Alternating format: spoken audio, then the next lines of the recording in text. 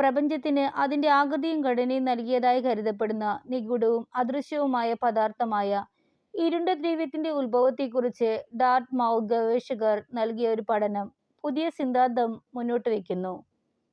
നീരാവി വെള്ളത്തിലേക്ക് പോലെ വേഗത്തിൽ ഘനീഭവിക്കുന്ന കണികകളിൽ നിന്നാണ് പ്രപഞ്ചത്തെ രൂപപ്പെടുത്തുന്ന സാങ്കല്പിക ശക്തി ഉണ്ടായതെന്ന് അവർ പറയുന്നു.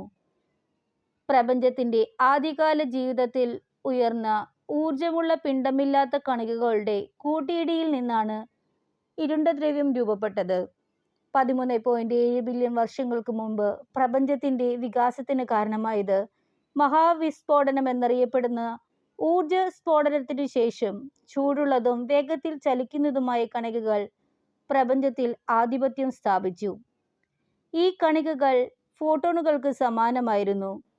പ്രകാശത്തിൻ്റെ അടിസ്ഥാന ഊർജമായ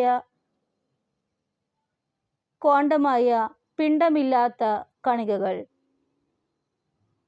ഇരുണ്ട ദ്രവ്യം എന്നത് പ്രപഞ്ചത്തിൻ്റെ ഏകദേശം 27% വരുന്നതും താരാപഥങ്ങളുടെ ഘടനയെയും ചലനത്തെയും സ്വാധീനിക്കുന്നതുമായ ഒരു സാങ്കല്പിക അദൃശ്യ പദാർത്ഥമാണ്.